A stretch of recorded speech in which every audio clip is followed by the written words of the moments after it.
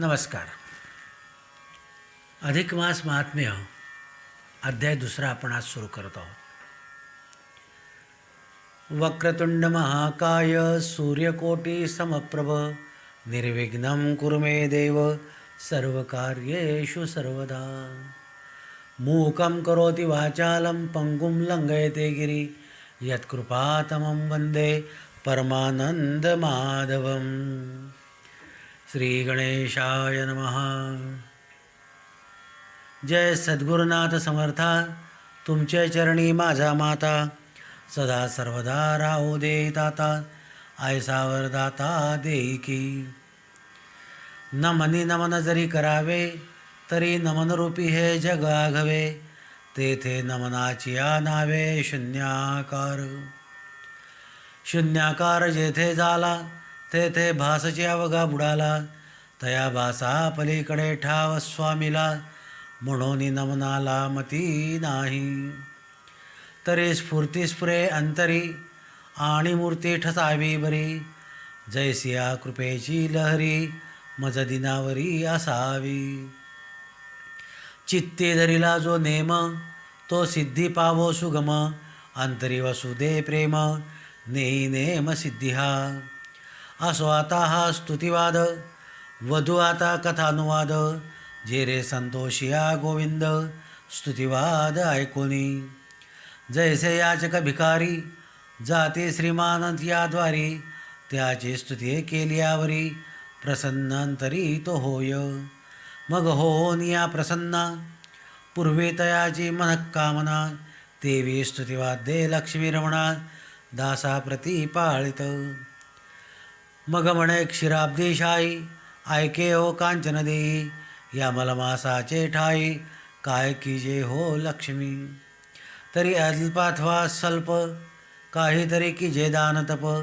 होमाथवा ध्यान जप शक्तीनुसार पैकी जय. शक्ती असून जो न करीतो रवरव भोगी अघोरी. यात संदेह निर्धारी नसे सुंदरी जाणप. ऐसे ऐकून उत्तर लक्ष्मीमध्ये प्रत्युत्तर. हे नाथ दीनोद्धार प्रश्नाक्षर ऐकिजे. हे स्वामी जगन्निवासा निर्धना ते उपाय कैसा. दुराचारी पुण्यलेशा स्वप्नी नेणे कैसा तो. अविवेकी असता जे प्राणी पशुवत विचरती जनी. तया प्राणिया ते कैसेनी मुक्ती घडे स्वामी राजा. याशी उपाय केवता तो सांगिजय कृपावंता. म्हणून चरणी ठेविला माथा मग अनंत बोलत. ऐके हो सुंदरी द्रव्य नसे जरी पदरी. तरी कष्ट व्हावे शरीरी साधू दर्शने महालाभू. देवदर्शन पुराणी काया कष्ट विजो गोसेविनी. तया ते न लागे कपर्दिकदानी तपे करुनी मी तोषे.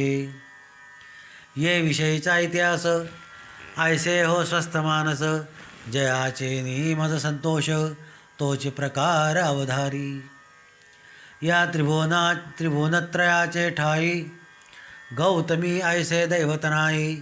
जिने कष्टोनिया देही शिरवृष्टी करी जगाते.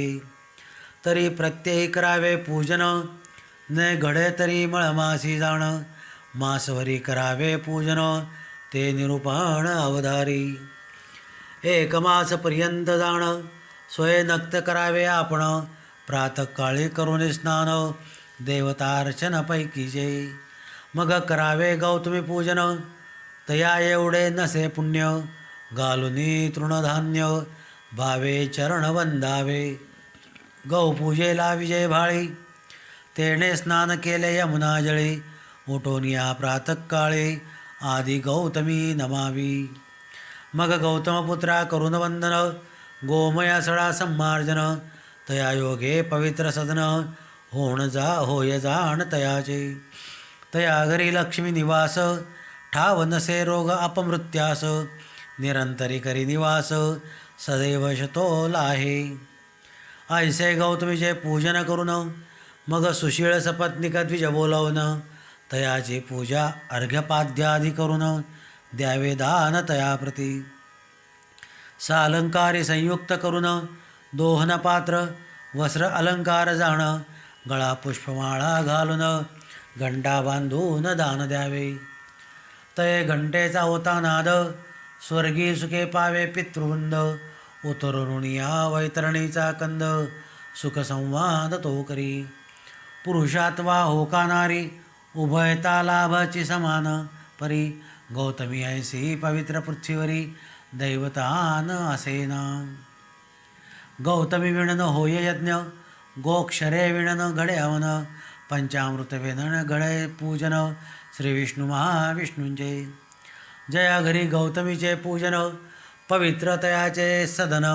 तेथे नसे सळा संमार्जन जाणावे सदन स्मशनते. पाहते गौतमी परोपकारी तृणभक्षून अरण्यामाजारी. स्वइच्छा जळाते प्राशन करी भार कवणावरी घालेना. स्वसदनी येऊनी जाण शिरवृष्टी अमृत समान. तेणे तृप्त होती अबलाजन आयसी कृपा धन देनुती. गोमय पावन सदन अंगस्पर्शे पापक्षालन. गोमूत्र पंचागव्यात पवित्रपण शास्त्री जाण बोलिलेचे. प्रायश्चित्त घेता जनाप्रती देहाचे दोष दहन होती. मग ते स्वसुखे नांदती प्रसादे धेनुजिया. ऐसे धेनुचे करुणी पूजन मग ते ब्राह्मणा द्यावी दान. तेणे पुनीत होती जन जगजीवन संतोषे. कृपा करून तयावरी प्राप्त करी निजपुरी. न विसंबे क्षणभुरी ऐसा मुरारी बोलला. ऐसे केलिया गोदान ते दिनी करावे ब्राह्मण भोजन. षड्रसकृता सहित यन्न यथेष्ट भोजन पै द्यावे. त्रयोदश गुणी तांबूल वेला लवंगा सुपरिमळ. चंदनारबीचे सुशीतळ द्विजकुळ तोष व्हावे. मग वस्त्रालंकार नाना शक्तीनुसार द्यावी दक्षिणा. तुझ प्रित्यर्थ जनार्दना म्हणून चरणा नमावे. परी येथे अवघड मोठे तात्काळ मनी अहंकार उठे. अहंकार मी तवन भेटे नेटे पोटे पळे मी. म्हणून यथा सांग कर्मते घडेना. घडे कर्मते पुण्य गाठी पडेना. ऐसे बोलले साधू वचना ते अमान्य करवेना माझेनी. विष्णू सांगतायत आणि लक्ष्मी ऐकून राहिलेले आहेत. लक्ष्मी आणि विष्णूंचा संवाद या ठिकाणी आहे की या मलमासामध्ये काय केलं पाहिजे. अल्प कमी जेवढं कमी किंवा यथाशक्ती आपल्याला काय केलं पाहिजे. दान तप होम ध्यान जप आपल्या शक्तीनुसार ते करायचं आहे. परंतु शक्ती असून जो करणार नाही त्याला नरक प्राप्त होतो असं देवाने सांगितलेलं आहे. तर असे हे देवाचं उत्तर ऐकून लक्ष्मी पुन्हा प्रश्न विचारते. हे परमेश्वरा जगन्निवासा आपण खरोखर दयाळू आहात. ज्याच्याजवळ शक्ती आहे त्याने करावं. ज्याच्याजवळ शक्ती नाही त्याने काय करावं. ज्याच्याजवळ धन नाही असं तो निर्धन आहे त्याने काय करावं. किंवा एखादा दुराचारी आहे तर त्याला पुण्य कसं काय प्राप्त होणार. म्हणून काही उपाय असेल तर कृपा करून सांगा म्हणले महाराज. तेव्हा परमेश्वर सांगतायत ऐक म्हणले लक्ष्मी. द्रव्य जर तुमच्याजवळ नसले तर शरीराला कष्ट करावे. शरीराला कष्ट द्यावे. आता शरीराला कसे कष्ट देऊ शकतात तेही तुमचं शक्य नाही. तर ब्राह्मणाचा नमस्कार करा. ब्राह्मणाचं दर्शन करा. साधू संतांचं दर्शन करा. देवदर्शन करा. आणि आपली काया हे जे शरीर आहे हे शरीर गो ब्राह्मण म्हणजे गाय आणि ब्राह्मण यांच्या सेवेसाठी यांना कष्ट द्या. आणि असं जर तुम्ही गाय आणि ब्राह्मणांची सेवा केली तर त्याच्याने मी प्रसन्न होतो. याविषयीचं तुला एक इतिहास सांगतो म्हणले. तू स्वस्थ चित्त्याने ऐक. या त्रिभुवनाचे ठाई गौतमी ऐसे दैवत नाही. आता ह्या त्रिभुवनामध्ये गायीसारखे दैवत नाही. जी म्हणे कष्ट करते बाहेर जाते रानावनात जाते कुठेही हिरवा पालाभाजी खाते, कोणाच्या दारासमोर आली तर तिला जे देते ती खाऊन घेते, पाणी पिते आणि घरी आल्यावर आपल्या मालकाला, आपल्या घरच्या लोकांना सर्वांना दूध देते. मग परोपकारी नाही का? परत दुसरी गोष्ट उपकार असा आहे तिचा की गाईच्या शेणाने, गाईच्या गवऱ्यांनी हवन केले जातात. वातावरण जे प्रदूषित असतं, ते वातावरण दूषित असतं, ते वातावरण शुद्ध केलं जातं. पृथ्वीवरचा ओझोनचा थर कमी होतो आहे, तर ह्या गोमयाने आपण जे गौरीचा धूर करतात, जे पंचमहायज्ञ करतात, त्याच्याने तो पवित्र होतो, वातावरण शुद्ध होतं. गोमूत्राने अनेक प्रकारचे व्याधी, रोग, विकार जे आहेत ते नष्ट होतात.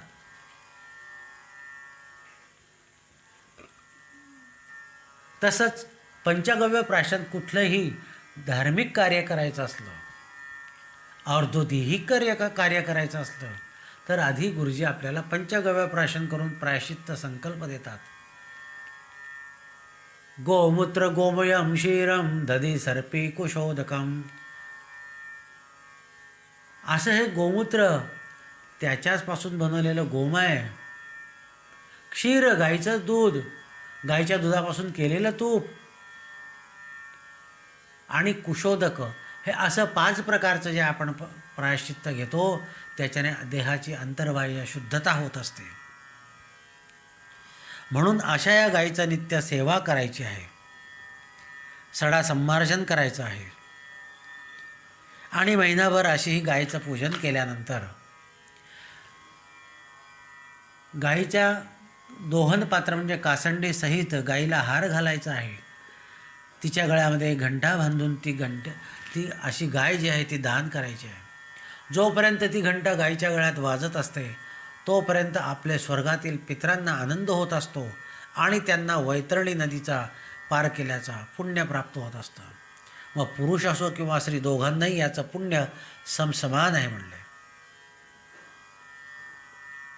आणि अशा प्रकारे ह्या गाईचं दान दिल्यानंतर सपत्निक असं ब्राह्मण बोलवावे, त्यांना भोजन द्यायचं आहे, शक्तीनुसार दक्षिणा द्यायची.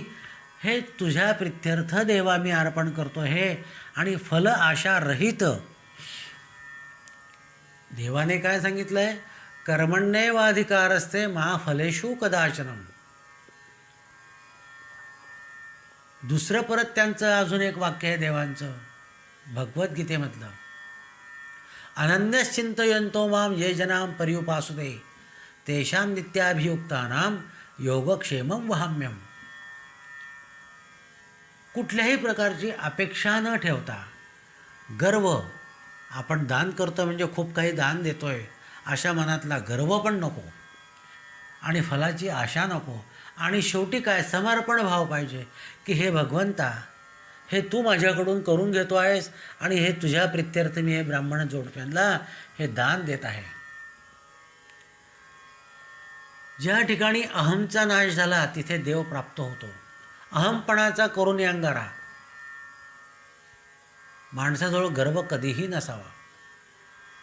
आणि असं जर तुम्ही केलं तर म्हणले मला तुमचं सर्व कार्य साधत करावं लागतं, साध्य करून द्यावं लागतं. कारण त्या ब्राह्मणाने जो आशीर्वाद दिला तो आशीर्वाद मला सांभाळावा लागतो, तो प्रतिपालन करावं लागतं. ह्या साधू वचनासाठी म्हणले मी अनंत असे जन्म घेतलेले आहेत. म्हणून हे साधूंचं वचन, हे ब्राह्मणांचं वचन जे आहे मला त्याचं प्रतिपालन करावं लागतं. म्हणून तुम्ही निरंकारी वृत्तीने जप तप दान जे काही कराल ते तुम्ही निरंकारी वृत्तीने करा. जर तुम्ही तिथे अहंकार ठेवला तर तुम्ही कितीही दान दिलं तरी त्या ठिकाणी मी नसेल, तुमचा अहंभान असेल आणि त्याचं फळ तुम्हाला मिळणारसुद्धा नाही. म्हणून थोडे करा अथवा फार परी मनी न धरा अहंकार, तेने मी तुष्टे सर्वेश्वर वाहे भारतयाचा. म्हणजे तुम्ही जर कुठल्याही प्रकारे थोडं करा किंवा फार करा परंतु मनी अहंकार धरू नका, त्याने मी स्वतः प्रत्यक्ष तुम्हाला प्रसन्न होतो आणि तुमचा जो भार आहे, ह्या संसाराचा भार आहे हा जो रथ गाडगा आहे तो याच्यातून भवसागरातून मी तुम्हाला पार करून देईल, हे मी वचन देतो म्हणले. ऐसे फलाशा रहित दान जे करती मद अर्पण, ते प्रियमज लागून बहु बोलून काय दाऊ. मी बोलून नाही दाखवत म्हणे, मी तुम्हाला साक्ष देईल, करून दाखवेल. जया आवडी मोक्षाची तेणे पूजा करावी नेमाची, मला मास विशेषाची सामग्री पुण्याची अपार. ऐसे हे गो महिमान तुझ म्या केले निवेदन, म्हणून स्वये जनार्दन लक्ष्मी प्रती सांगत. तोचे अभिप्राव आघवा तुम्हा श्रोतिया बरवा, प्राकृत भाषेचिया गौरवा किंतु न धरावा मानसी. संमती साक्ष द्यावी आदरे, माझी पद्यरचने होती अक्षरे, स्फूर्तिदाता श्री रघुवरे तयाधारे बदलोपे. ऐसिया गोपूजनाचे विधान, भावे करती पूजो निदान, तयाची यमयातना चुकोन पावे सदन मोक्षाचे. यदर्थी संशय न धरावा, संशयपे श्लोक परिसावा, सम्यतेसी प्रत्यय पहावा पद्मपुराणी चापै. मग लक्ष्मी म्हणजे माधवा, ऐसे महिमा सांगता बरवा, परिसंदेह माझ्या भावा तो निरसावा स्वामिया. गौतमी देवी अवतारी आणि प्रचिती सपरोपकारी, देवी ती विष्टाभक्षक निर्धारी काय म्हणोनिया. मग बोले र माधव ऐकयाचा अभिप्राव, शापास्तव पहा हो विष्टाभक्षकते झाली. तरी शाप तो कवणाचा, परिसे भाव पै यथीचा, सदा शिव दिदलासाचा शापचा साथ येते. एकदा आम्ही आणि चतुरानन गेलो कैलासा लागून, परी निवेदिले बरवे जे आपुले मन मुगटा ते अवलोकावे. तया देखता आम्हा लागी निरोपिता झाला महायोगी, आमुचे पदतळ पाहून वेगी परतून यावे आम्हा गारे. ऐसी आज्ञा कैलासनाथे दिदली आम्हा उभयताते, अभिमानी जणोनी ब्रह्मयाते मुकुट शोधाते तो गेला. मगे आम्ही जावनी पाताळा, शोधिता झालो रसातळा, अतळ वितळ सुतळा सप्तपाताळ शोधिले. परी ठावन लागे चरणाचा, खेद खिन्न होऊन तेथे साचा, परतोन आलो बोलवे वाचा शिवाजवळी. अधोदृष्टी अधोमुख दे देखून कैलास नायक, माते आश्वासनी नावक बैसक्षण एक पै आता. तो इकडे ब्रह्मदेव काय केले, 21 स्वर्ग धुंडाळिले, परिमुकुटाचा अंत न कळे, म्हणे परतोनी जाता भेद दिसे. तव कुडी बुद्धी उपजली अंतरी, तो धेनू आणि केतकिते पाचारी. साक्ष द्यावा शिवाजवळी, चला समागमे माझिया. ऐसे समागमे घेऊन कमलासन आला कैलास शिवनी, रुद्राक्षाते नमुनी बोलता झाला पै. परम आवेशे बोले तेव्हा, मुकुट पाहुनी सदाशिवा, साक्ष घेऊन ये दवा दर्शनाते पै आलो. साक्ष पुसता बोले ते चंद्रमौळी, असत्य बदले ते वेळी, म्हणून क्रोधे शापिले दोघात ते निळकंठे. तै पासुनी विष्टाभक्षक धेनू झाले असे देख, अपुच्छ झाला तो केतक, ऐसा कथानक पूर्वीचा. तुझ्या संशयाची निवृत्ती झाली की नसे चित्ती, धेनू सर्वांगी पवित्र म्हणती, मुख जाणते अपवित्र. मागुती संशय ते धरून, म्हणे माधवा लागून, तरी सरस्वती ते निवासस्थान जिव्हाग्री असे. ऐसिया कुश्चळ स्थानी सरस्वती ते निवास काय म्हणून, मग बोले मोक्षदानी ऐके कथन तेची पै. मग अशा प्रकारे गायीचं इतकं महत्त्व असताना लक्ष्मीने सर्व ऐकून घेतलं आणि पुन्हा त्या माधवाला परमेश्वराला विचारते की म्हणले, परमेश्वरा तुम्ही एवढा महिमा सांगतात, माझ्या मनामध्ये एक शंका उत्पन्न झाली आहे, कृपा करून त्या शंकेचं निरसन आपण करावं. ही गाय जी आहे, गौतमी देवी जी आहे, ती अवतारी आहे, ती परोपकारी आहे, परंतु देवा ती विष्टाभक्षक का बरं झालेली आहे? ती तोंडाने काहीही का खाते? तेव्हा विष्णू सांगतायत, ऐक म्हणले लक्ष्मी, एकदा म्हणले मी आणि ब्रह्मा असे कैलासावर शिवशंकर महादेवांजवळ बसले असताना महादेवांनी सांगितलं की माझ्या मुकुटाचा आणि माझ्या चरणाचा शोध कोणी घेऊन या. तेव्हा विष्णूंना सांगितलं तुम्ही चरण शोधून आणा, आणि ब्रह्माला सांगितलं माझं मुकुट शोधून आणा. आता महाविष्णू गेले, आतळ वितळ सुतळ पाताळ सप्त पाताळ सर्व धुंडळून आले, परंतु त्यांना त्यांचा चरणाचा अंत काही लागेना. म्हणून महाविष्णू आले कैलासाला, देवांची क्षमा मागितली आहे, आणि देवांनी त्यांना सांगितलं की बसा, तुम्ही आश्वस्त राहा. इकडे ब्रह्मदेव 21 स्वर्ग उंच वरती गेले फार, तरी त्यांना त्या महादेवाचा मुकुट काही शोधेना. त्यांनी काय केलं, गाय आणि केतकी हा वृक्ष आहे, ह्या दोघांना घेऊन ते कैलासावर आले. त्यांना सांगितलं की महादेवांना मी सांगेल तुम्ही हो म्हणायचं, खोटी साक्ष आहे पण तुम्ही हो म्हणायचं. आता ब्रह्मदेवच आपल्याला आज्ञा करताय म्हटल्यावर काय करा. मग अशा प्रकारे ते कैलासावर आले, आणि त्यांनी शंकरांना सांगितलं की महादेवा, आपला मुकुट आम्ही बघून आलो आणि साक्षसुद्धा आणलेले आहेत. त्याबरोबर देवांनी दोघांना विचारलं, त्यांनी खोटी मान हलवली, खोटी साक्ष दिली, म्हणून महादेव तिच्यावर संतापले, रागावले आहेत, आणि तिला शाप दिलेला आहे की तू म्हणले विष्टाभक्षक होशील. आणि केतकीला सांगितलं की तुला कोणी पूजेमध्ये स्थान देणार नाही, असं त्यांना दोघांना शाप दिलेला आहे.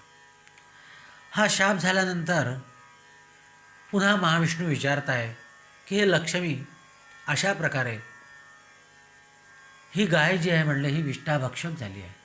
गाय सर्व पवित्र आहे, परंतु तोंडाने अपवित्र आहे. तसंच केतक जे आहे याला देवपूजेचा मान मिळाला नाही. अजून तुझं शंका समाधान झालं की नाही म्हणले देवी. तेव्हा देवी पुन्हा विचारते की हे देवादिदेवा, माझ्या मनामध्ये पुन्हा अजून एक संशय निर्माण झालेला आहे. जर गाय ही विष्टाभक्षक आहे तर तिथे सरस्वतीचा तिचा जिभेवर निवास का म्हणून? मग सरस्वतीला काय आहे शासन? तेव्हा देव सांगतायत, एके दिवशी एकदा ब्रह्मदेव चेवला बुद्धिवादा, कामबुद्धीने पेटला मदा सरस्वतीसी. हे अंतरी जाणविले मग शापिले ती येते, आकुळी घडे वास तू ते अपवित्रते गर्भित. ऐसा शाप सरस्वतीसी देत झाला कैलासवासी, म्हणून जिव्हाग्रेसी निवास तियेसे पै झाला. आता कलियुगा माझारी कुपात्री ते निवास करी, आणि कुळीवंताचे घरी कुळी उपजे मूर्खपुत्र. तथापि विद्या असली किंचित, तरी गर्वे केला त्याचा निपात. तया गर्वाने वाताहत आकुळीजन करिता ती. क्वचित मनुष्याचे देही विद्या प्राप्त होता पाही, मग बोलो नेदी कवणासही मदबळे विद्येचेनी. असो आता प्रस्तुत पुढे होणार ते कथिल निश्चित, परिजय ज्या शुचिष्मंत तयाने आपले हित साधावे. अकिंचिन असल्या जाण पर्व काळी न घडे दान पुण्य, ग्रहण आली आई जाण नेदी बिजवून अडकारू का. म्हणून या मलमासी भावे सेवावे देवासी, पूजावे अति आदरेसी गोब्राह्मणेसी आदरे. ऐशा एक मास करिता पूजा, मज आभार होया दोक्षदा.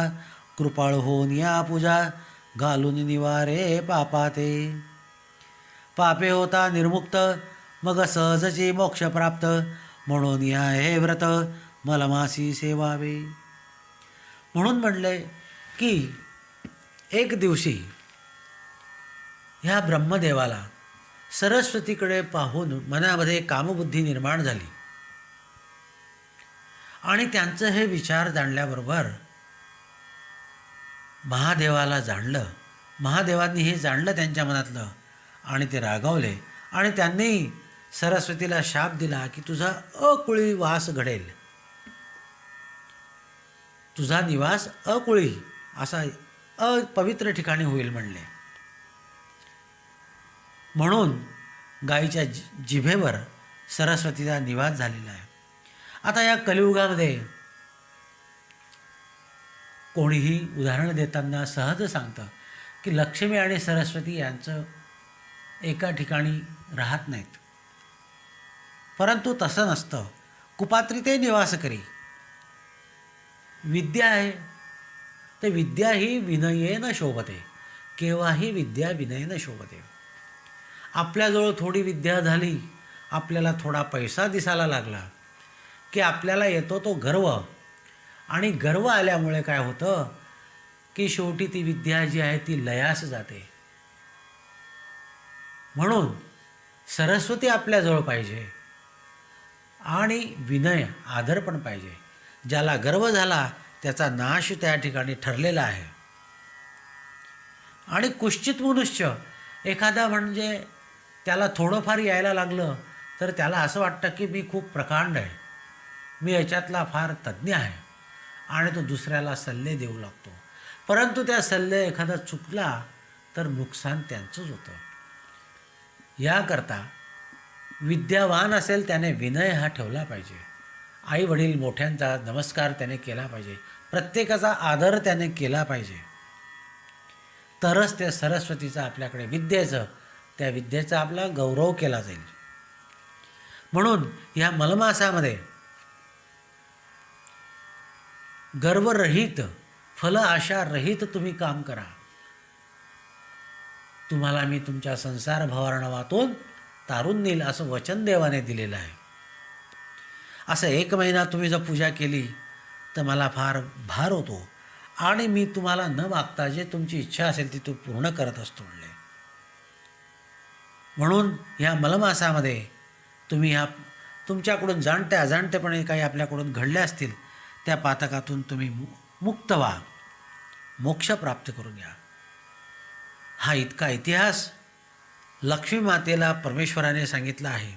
तो मी प्राकृत भाषेमध्ये आपल्याला सांगितला आहे आणि याला शास्त्राधार आहे. म्हणून हा तुम्हाला मी सांगितला आहे. इथे श्री अधिकमास महात्म्य पद्मपुराणेचे संमत मनोहरसुत विरचित द्वितीयोध्याय गौडः. श्रीकृष्णार्पणमस्तु.